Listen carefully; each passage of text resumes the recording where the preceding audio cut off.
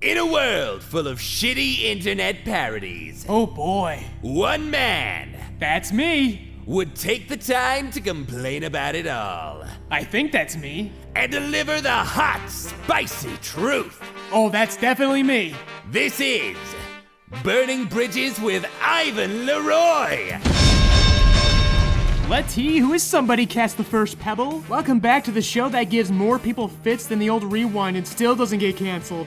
I'm Ivan LeRoy, and it's my job to develop a 40+ minute long waveform that apparently forms the shape of a middle finger to anybody who believes I disagree with.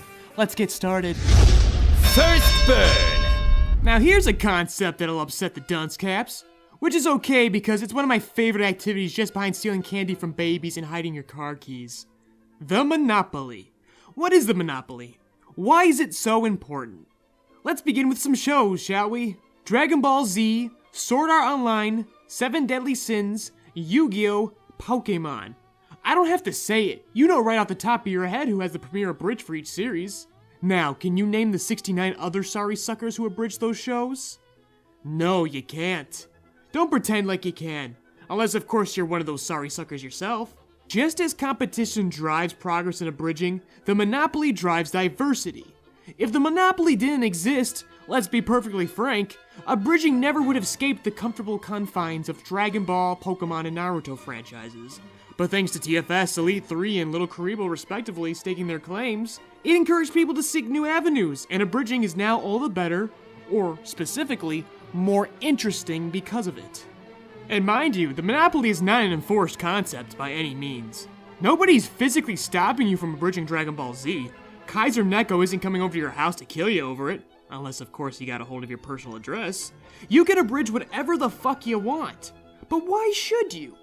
Think exactly what you, or more importantly, your audience has to gain by treading the same beaten down to death path as your peers. Hell, even put the source material aside conceptually, storytelling, acting-wise, are you really adding anything new or improving upon the stamp placed by the owner of that monopoly? Well, those 69 other suckers aren't doing that. I ask you right now, pause this video, type in Dragon Ball Z Abridged, and click on the first one you can find that isn't done by TFS. Now watch it. Watch several of them if you're brave enough, and notice a pattern. They, in some shape or form, riff and rip off TFS more than the source material itself. Seriously, you'll find more VA impressions of Masako X and Lanny Pator than you will of Shamel and Sabat. This is our friend the Monopoly in action. As I said before, it doesn't prevent you from making an abridged someone else has made. You're entitled to do so. But somehow, innately, it prevents the spread of new ideas outside from that source. The Monopoly is not physical law, but rather a zeitgeist. So if you want fresh ideas, you simply need a source material that no one else has placed a stamp on. This isn't the only way. It's not absolute. But considering the alternative, that stamp has clearly proven itself difficult for the public to overcome. I'm just saying, which bar is easiest for you to grab? The one you get to place and raise yourself, or the one placed by that guy who's been here longer than you? Also, he can afford a crane and he's lifted beyond human reach. Now, if you have the skills and the means to challenge that motherfucker, if you, with 200% self and situationally aware confidence, know that you have a distinct approach to this source that nobody else has ever attempted, by all means, do it. That's awesome. But 9 times out of 10, that's not the scenario here. It's almost always uneven. That's just life. And trust me, I understand your concerns. Ivan, there are only roughly 420 billion animes out there. There simply isn't enough material to go around, is there? But don't worry, my friends. I hear they're coming out with some new anime next season. And the season after that. And the season after that. All ripe and ready for you to put your unique stamp on it. A stamp that belongs to you and no one else. And I know what else you're thinking too, but LeRoy, you're abridging My Hero Academia right now. Do you believe you own the monopoly amongst the several others attempting it? If so, what happens when a powerhouse like Something Witty releases theirs? Who's getting that sweet, sweet monopoly? That allows me to segue into another principle of the monopoly in that it is a double-edged sword. When you establish your stamp on a source, you also become married to it. And that is because if there's any physical enforcement of the monopoly, it's only carried out by the audience. We can once again look to TFS as an example, namely through their Final Fantasy Machine Abridged. If you actively watched that project as it came out, then you probably saw the backlash that followed it.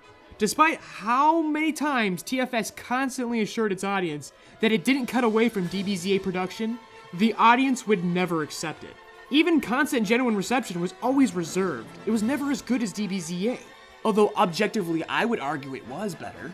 And that's the reason, at least the one I'm only legally allowed to bring up, we'll never see a season 2 in the near future. And that's a goddamn shame, because I really enjoyed it despite no interest in Final Fantasy or Machine Abridges in general. However, if there's anybody who can overcome this kind of hurdle, because they've established a very nice, trusting, productive relationship with their audience, I do believe it's something witty, and I wish them all the best. My hero is a fun source to work with, and it opens itself up to many unique interpretations when it's not being memed and fan-dubbed to death. But with all that said though, let the best parody win, fuckers. And that's my first burn. We'll be right back. Rapid Fire Rewind! I gotta clarify something before I start this month, because apparently I didn't make myself clear in the pilot. The parodies I review in the Rewind are the ones that I loved and found to be exceptional for the month. I wouldn't waste my time talking about something I didn't like. I mean, for Christ's sake, I just spent the entire opening monologue talking about my lust boner for capitalist principles and an inherently socialist medium. I'm highly critical of things I like because I want them to be better. Think about it. What's something you like, kiddo? Ice cream? What if that vanilla ice cream was chocolate? What if instead of 1 scoop it was 2? Actually, no, fuck the metaphor. If you find yourself triggered by my feedback for parodists who are much more talented and open to criticism than you are, hence why they're better, just think about ice cream or whatever helps you step off that proverbial ledge. Play the safety net, Val. The following commentary is that of a single individual and does not reflect the views, objectives, and visions of the Abridged Lounge as a whole. Listen to them at your own discretion, dirtbag. I don't think they heard that correctly. Play it again, just to be safe. The following commentary is that of a single individual and does not reflect the views, objectives, and visions of the Abridged Lounge as a whole. Listen to them at your own discretion, dirtbag. Play it again! The following commentary is that of a single individual and does not reflect the views, objectives, and visions of the Abridged Lounge as a whole. Listen to them at your own discretion, dirtbag. Now in reverse! I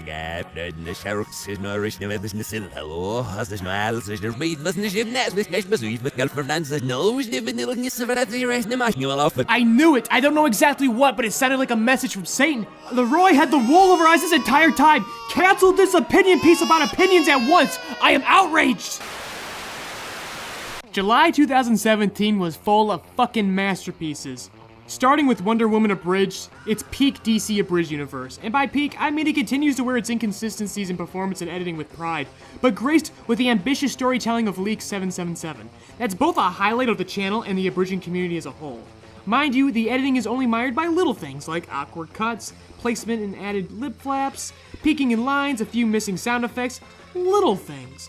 But a lot of little things add up after a while. I've learned this lesson myself. But the real problem, the big problem, that permeates throughout DCAU's parodies is its presumed self-isolation from the abridging community at large. With each passing installment, they're stretching the limited cast farther and farther beyond their limits. I mean, how many more times can Lord Jazzer, as talented as he is, play a villain among the other 50+ roles he has to juggle? I understand keeping a smaller, tight-knit cast is great for production speed, but the cost will far outweigh the benefits in time, if they aren't already. The Abridged community is a community for a reason. Don't be afraid to ask for some eager new talent to play those one-off roles. Deesidia is coming into his own as a writer-director with Bungou Reservoir Dogs, and I fucking love it! I've watched it like 5 times now, and it's becoming one of my favorite singular pieces of abridging. And here's why. Dee implements the practices I've been begging everyone else to do for ages. Although he didn't stray too far from the original source material in his narrative, he honed it with genre play and expounding upon the characters with additional depth.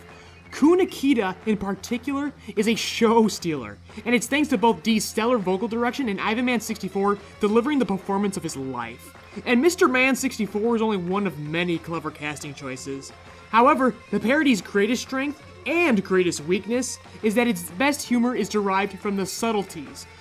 Too many young abridgers, when criticized, resort to the same claim like clockwork that nobody understands their humor because it's subtle, which is never truly the case.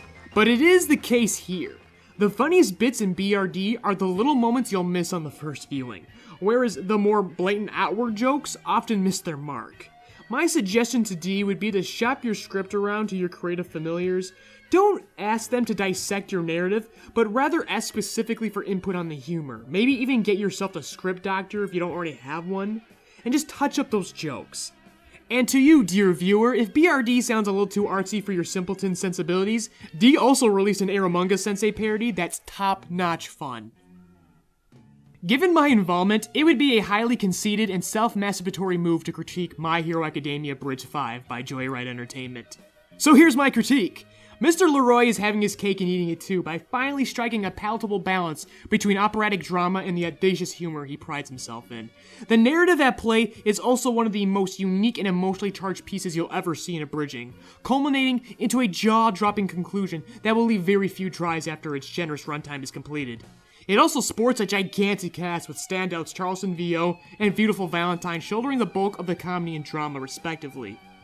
However, LeRoy's editing continues to be one of the most frustratingly inconsistent things you'll ever see in this community, ranging from insanely detailed lip flaps that improve upon the original, to some mediocre visual edits that just beg the audience to suspend their disbelief and appreciate the lengths it goes to push the unique twists in the story. My suggestion would be for LeRoy to slow down and ensure a better balance of quality in editing, even if that means cutting larger works such as this into multiple parts as to not get overwhelmed.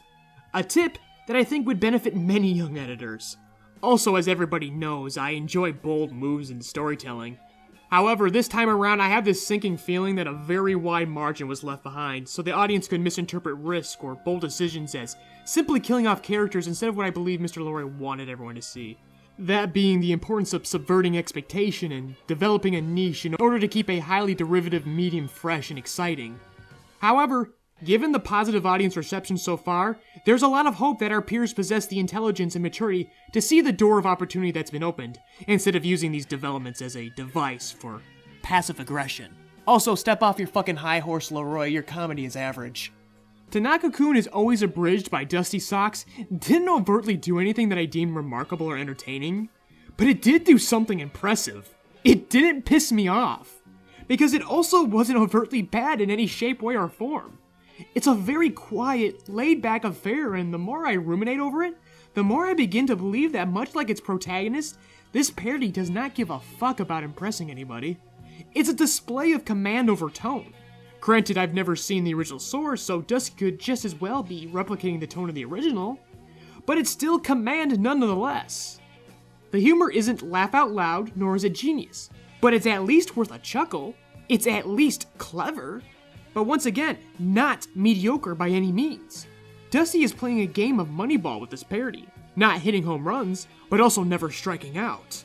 In that regard, it actually is a remarkable parody, serving as the antithesis to your standard Grimjack fare, allowing the quiet to speak volumes to the audience. Because of this, I'm not going to provide any suggestions. I don't want to contaminate this confounding specimen I've come across. I want it to grow and see if it flourishes on its own. Friendly fire! Earl of Bassington and I recorded this on location with our Blue Yetis, so apologize if the mic quality sounds off this month. We didn't want to get our actually good microphones wet. Also, as you'd expect from a guest as silly and charming as Earl, we very loosely adhered to this month's topic and just performed some improv, which is something we have a shared love of and thought the audience might get a kick out of listening to. If my dearly beloved player haters were looking for something to bitch to the producers about this month, there you go. Next one won't be free, though. We're live from Niagara Falls here, the scene of our honeymoon. Yes! I'm with Earl of Bassington. We just got married. We just got gay married super hard. It was great. It's really legal in Canada right now. Is it even legal in America? In some states, yeah, I think. Probably shouldn't be our topic, though. What should be our topic is how I fucking destroyed Stina last episode, which totally wasn't 2 minutes ago. No, it was very long. It was very long ago. I almost, repressed it. Yeah, it was so bad. I hated it. I watched the entire episode, just now. Yeah, me and too. Like, we listened to the flight on our drive to Niagara Falls for our gay honeymoon. Did we cab here? Because you want a drink and I want a drink. Remember? I hip jumped and we skipped rode that here. buffalo, which No, was no, I also jumped gay. Your fucking... No. It's my honeymoon. I will say how I arrived. Okay, how I did you fucking arrive? arrived here with a hop, skit, and a boot, Hank.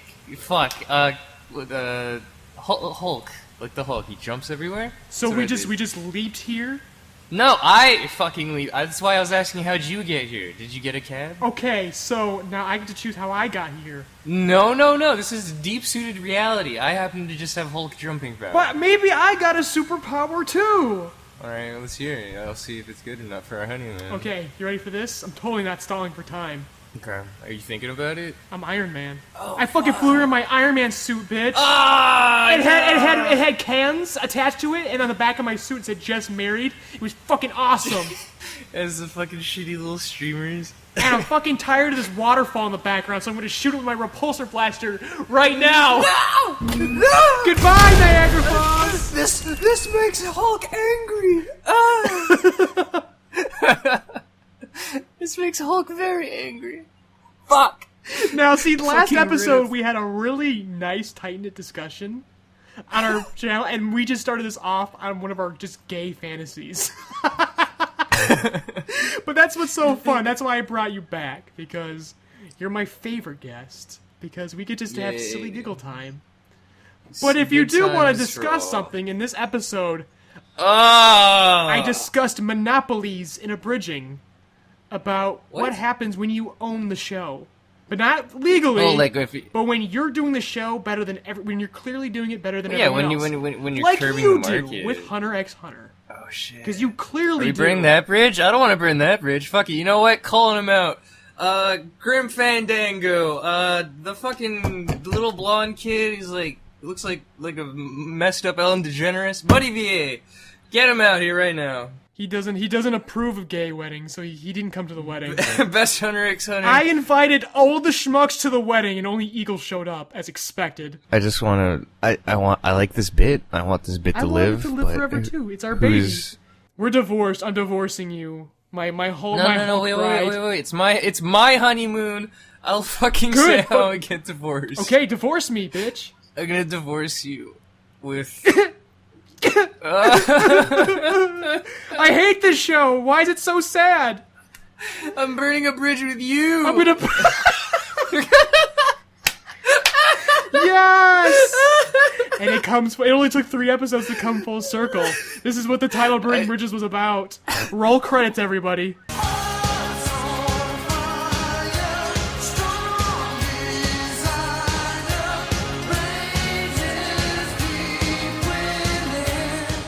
That's it, everybody. Take a shot. I'll take mine. Yeah, let's take a shot, everyone. Cheers.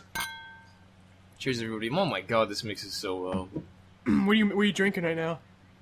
I'm drinking Malibu mixed with like a pamplemousse. Oh man, I've got fucking hydrogen atoms fucking mixed with oxygen. It's shit. It's fucking Oh, dude, sick. you're like the guy who's like, let's cook, Jesse. Let's cook, Jesse. You're like the Let's cook. Let's do the cooking by the book, Jesse. gotta do the cooking by the book, Jesse. So about monopolies and abridging. Generally speaking, when you think of Team 4-Star, you think of the fucking Dragon Ball Z shit. Yeah. Not like Final Fantasy 7 or Yeah, the because video I don't games or think they whatever. own the monopoly on that. No, absolutely not. Absolutely not. But they own the fucking... They curb that market Yeah. early. Oh my god, yo! I've actually talked about this numerous fucking times. Yeah, that's why I brought Okay, you in so, here, like, idiot. Because you're an expert on this. Okay, so like when I first started out, I watched the first couple Dragon Ball Z bridges. I was like, oh, I could do this. Let's see what anime has like the shittiest episodes out there for like anything. And I started looking up animes, and I was like, all right, what about Yu Yu Hakusho? And I was like, oh, no, there's already one that's kind of okay. Blah blah blah. I moved on, and I finally got the fucking Black Butler, and the one that I watched was so fucking horrendous horseshit. I was like, I could do this in my fucking sleep. Yep. And I was like, all right, I can do better than that hot shit, and I did. Yep. And I fucking curbed that market early, and that's how I got like my first 100,000 views in like 2 weeks. Is because it was the only Black Butler thing, and I curbed that early. And to this day, I don't think there's another Black Butler bridge. No, there isn't. Because you like, did at it. 'Cause all. This is a very similar story. Mine was different, where you had one bad competitor. People don't remember. Like, if you want to know why the monopoly exists, there were 6 other Hajime no Ippo bridges at the same time as mine, before and after me. No one remembers a single one of them because I produced an episode every month, and I absolutely fucking oversaturated the market on my own end. So I basically snuffed everybody else out, and everyone stopped making theirs. After I think I got to episode 8, and people just stopped because they couldn't outcompete me. The Hunter x Hunter stuff, I didn't curb that. The other guy's fucking... I believe you did, because I think yours is the most quotable. It's the one I always hear the most about from everybody. Like, no one quotes the fucking... It was Buddy VA who did one, right? Yeah, no one talks about his. Hunter x Hunter one. And but he conversely, he has the 7 Deadly Sins. He has a lot more views than all my other videos. Now, I don't fucking agree with a lot more. But no, the fucking numbers are there. Yeah, but the just views. Guess what? There's 100,000 views on My Dumb Academia. Name one fucking quote from that. Oh, don't do that to me. I can't remember quotes. I don't even remember my own quotes. Don't set me up for failure. No, but that's what the average person would say. It don't fucking matter. Whereas if you bring up the My Hero Academia I do, it's a lot of I got woke fam. I got a disease called life. It's a lot of the moment currently stands. I have that market curbed. Okay, I thought you were like, I remember you discussing that you were like, wanted to just kill it and end it. Yeah, I considered, but then I was like, no. Because I looked at the rest of the competition, I went, no, I can take this for myself. And I am, and I will. Because Monopoly fucking exists. Yeah. As much as everybody else will not, some people will refuse to believe that. If you, the young, impressionable listener who's listening, listen to how Earl and I discovered our shows. We looked at what everyone else was doing, and we found the right niche. With Earl, he found out that not enough people were doing his. For me, not enough people were doing mine right. It was my thing was everyone was making parodies around it. They didn't actually make an abridged thing, like save for like maybe 2. Yeah, like there's a lot of cracks, one off, like 1 minute. Yeah, like things. little, yeah. little like random like Robot Chicken-esque clips and stuff. I was like, these all stink or aren't funny. Okay. I'm just gonna say N-words in mine, though. Is that cool, everyone? Can I do that? I guess you're entitled. Hell yeah. Hell yeah, I'm almost done in Hunter x Hunter 6. Yeah, okay. I was wondering. It's been a while. How's it coming along? I just have to... I did all the bulk editing. Oh, shit. Should I get in the fucking jargon? Yeah, do it. It's gonna be very interesting. It's gonna be the longest video I probably ever make. Oh, it's the longest one? Oh yeah, it's like 15 minutes, I think. Oh, I can't wait. So how far along is that? You just got started, or? No, I've been working on it for like 5 months, I think. Very, very slowly. Damn! I just fucking hate looking for footage. If all I had to do is lip flap, I'd be fucking done things in like 2 seconds. I guess I should be fucking talking. I spent like 4 months on the fucking My Hero finale, so... God, time flies! Yeah, I remember, We're fucking old and retired now. I remember when I made a video, like, every month-ish. Fuck. I remember, too. When I said you disappeared for a while and your fans were freaking out in the Discord. Like, they were throwing money into your fucking Patreon trying to resurrect you. It worked. It worked. Fucking Earl fanned himself with fucking $100 bills and he woke up. Thanks, babe. Yeah. I appreciate the support and the pizza money. Thank you for supporting my official release. As I have bling on me. I ain't a sellout or stealing money, baby. It's all fucking Patreon. Let's go. They just give it to me. Give it to me, baby. It's not illegal at all. It's not for my content. It's for pizza, baby. Yeah, we've discussed your Patreon before. Maybe not on this show, but like yours is probably like the real, like the one Patreon that's actually honest. Where you're just like, I'm just gonna buy pizza with the money. I'm just gonna buy pizza. I can only get 1 pizza, or almost 2 pizzas a month now. I used to be able to get 6 pizzas. Yeah, that was like the most you ever made. It was you had 6 pizzas a month. Yeah, we have to beat that record. Everyone support Earl's Patreon so he can get that secret 7th pizza. Yeah, I'm gonna be working really hard on the Hunter x6. Yeah, that's where you have to advertise it. Over the two next days here, because I want to finish it by. Oh, it's that's really, soon. It's really fucking close. Oh, like baby. I bulk edited, got all the frames. Now I'm just cutting out the lips and fucking doing lip flaps. That's all I'm doing right now is just lip flaps for 15 minutes. A lot of people do some fucking contrived, like I've seen streams and shit. I was like, that's how you fucking edit? How are you? What? Yeah. Are you a fucking bonobo ape? Ladies and gentlemen, the very first bonobo ape to fucking working for fucking Premiere Pro. Jesus. Well, I mean, I can't talk. I'm like a fucking cave. Like, me trying to learn Adobe Pro, I'm still learning how to use fucking Adobe Premiere.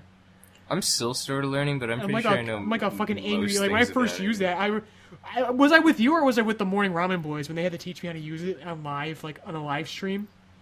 No, that was with the other guy. Yeah, it was with the Morning Ramen Boys, and I was getting so mad. I was breathing like a fucking ape. I was going. I was getting fucking angry. You're just getting hyped, holy fuck. We put it on a live stream where people watch me. It was for Abridged 11 Go 2. It was the part where Jack's dick is hanging out of his pants and it's blurred. And so I was getting mad because it was a tracking shot. So they had to teach me how to move this penis across the screen. Oh, and I was getting very mad at this little penis across the screen.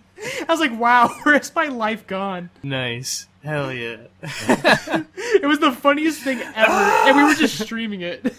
I don't know how I should didn't probably even do take more it down. streaming edits. I feel like streaming edits are like cheating for the viewers though. Cause, like, I think they it get is. to Like, see it's how it totally is. spoilers. It's fucked. Like, And I wouldn't be able to focus either. Because I feel like I'd have to entertain people. Yeah, exactly. Like, I remember when I did the Hunter x Hunter stream forever ago, like, I got like almost 80 viewers on that because I had so many people just dropping in the Discord. Just having a fucking gay old time, and I was like legitimately trying to edit, and I only managed to do like maybe one scene. Yeah, I wouldn't be just doing it. so, If I had I was so guests, it'd be all distracted. over because I was so entertain people. distracted. I was like, man, I wanted to do this fucking. Oh, actually, you know what? Coincidence. I was actually working on a monkey dick. I had to blur out this fucking. I monkey remember that. I penis. remember it. Yes.